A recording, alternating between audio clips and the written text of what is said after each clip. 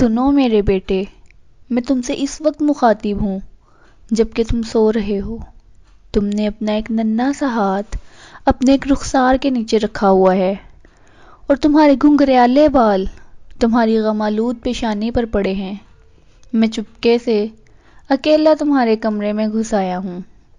چند منٹ پہلے میں لائبریری میں بیٹھا پڑھ رہا تھا کہ میرے دل میں اپنی ذات سے نفرت کی ایک لہر پیدا ہوئی۔ میرا گلا رند گیا۔ میں اپنے جرم پر شرمندگی کے احساس سے مغلوب ہو کر تمہارے بستر کے پاس چلا آیا ہوں۔ میرے پیارے بچے، یہ ہیں وہ باتیں جو میں سوچ رہا تھا۔ میں تم پر خفا ہوا۔ تم اسکول جانے کے لیے لباس پہن رہے تھے۔ میں نے تمہیں ڈانٹا کہ تم اپنے چہرے کو اچھی طرح صاف نہیں کرتے، تولیے کو یوں ہی ایک بار منہ پر پھیر کر رکھ دیا ہے، اپنے جوتوں پر اچھی طرح پالش نہیں کی۔ میں نے تمہیں ڈانٹ پلائی، تم سے اپنی چند چیزیں فرش پر گر گئیں۔ میں نے تم پر ناشتے کے وقت بھی نکتہ چینی کی۔ میں نے کہا کہ تم چائے وغیرہ گرا دیتے ہو، روٹی کو چبائے بغیر نگل لیتے ہو، تم میز کے اوپر اپنی کونیاں رکھ لیتے ہو، تم ڈبہ روٹی کے اوپر مکھن کی بہت موٹی تہہ چڑھاتے ہو۔ تم اسکول کے لیے چلے اور میں اپنی گاڑی کے لیے بھاگا تو تم میری طرف مڑے اور اپنا ایک ہاتھ اٹھا کر لہرایا اور کہا، خدا حافظ ابو جان۔ میں نے کڑ کر جواب میں کہا، اپنے کندھے پیچھے کی طرف رکھو۔ دوپہر کے بعد نکتہ چینی کا یہ دور پھر نئے سرے سے چلا۔ میں سڑک پر چلا رہا تھا، چھپ کر کیا دیکھتا ہوں کہ تم اپنے گھٹنوں کے بل گولیاں کھیل رہے ہو۔ تمہاری جرابیں کئی جگہ سے پھٹی ہوئی تھیں۔ میں تمہیں تمہارے ساتھی لڑکوں کے سامنے آگے آگے لے کر چلا، جس سے تمہاری تحقیر ہوئی۔ میں نے تم سے کہا کہ جرابیں بہت مہنگی ہیں، اگر تمہیں خود خریدنا پڑیں تو تم ان کی زیادہ پرواہ کرو گے۔ یہ الفاظ ایک باپ کی زبان سے نکلے میرے بیٹے، شاید تمہیں یاد ہو۔ اس کے بعد شام کو میں اپنے کتب خانے میں پڑھنے میں مصروف تھا کہ تم جھجکتے ہوئے میرے پاس آئے اور تمہاری نظریں صاف کہہ رہی تھیں کہ تمہارے جذبات کو ٹھیس پہنچی ہے۔ میں نے کتاب کے اوپر سے تمہاری طرف جھانکا۔ تم نے میری نگاہوں سے اس مداخلت پر ناراضگی ٹپکتی دیکھی تو دروازے پر ہی رک گئے۔ میں نے جھنجھلا کر کہا، اب کیا چاہتے ہو؟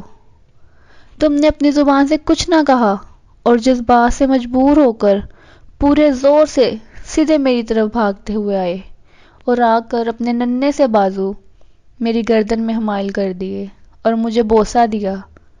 اس وقت تم نے مجھے اس جوش محبت سے بھینچا جو قدرت نے تمہارے دل میں پیدا کی ہے اور جسے میری بے توجہی بھی کم نہ کر سکی۔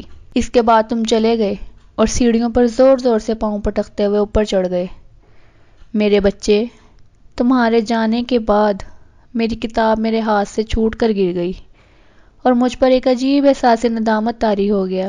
میں تمہاری دلجوئی کے بدلے تم پر نکتہ چینی کرتا رہا اور تمہیں ڈانٹتا ڈپٹتا رہا۔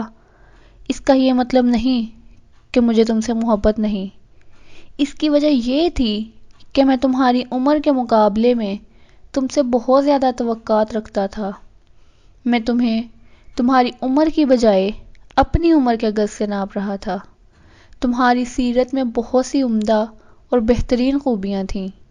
تمہارا ننھا سا دل اتنا فراغ تھا جتنا پہاڑیوں پر پھیلی ہوئی صبح۔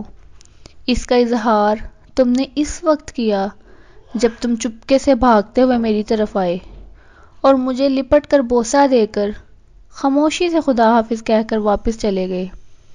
آج کی رات مجھے اور کسی چیز کی پرواہ نہیں میرے بچے۔ میں اندھیرے میں تمہارے بستر کے پاس آیا ہوں، احساس شرمندگی سے مغلوب ہو کر تم پر جھکا ہوا ہوں۔ یہ ایک ادنا سا راضی نامہ ہے۔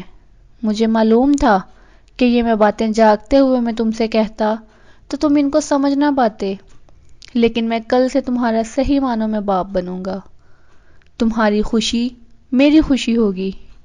جب میری زبان پر غسیل الفاظ آئیں گے تو میں ایسا کرنے سے خود کو روک لوں گا۔ میں ان حروف کا وظیفہ پڑھتا رہوں گا۔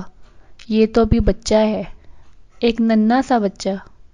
مجھے افسوس ہے کہ میں نے تمہیں ایک جوان آدمی تصور کیا، لیکن میرے بچے، اب میں تمہیں چارپائی پر تھکے ماندے اور سکڑے ہوئے لیٹے دیکھتا ہوں تو مجھے احساس ہوتا ہے کہ تم تو ابھی بہت چھوٹے ہو۔ ابھی کل تک تو تم اپنی ماں کی آغوش میں تھے اور تمہارا سر اس کے کاندھوں پر جھکا ہوا تھا۔ میں نے تم سے حد سے زیادہ توقع رکھی، ناجائز حد تک، زیادہ توقع، بہت زیادہ توقع۔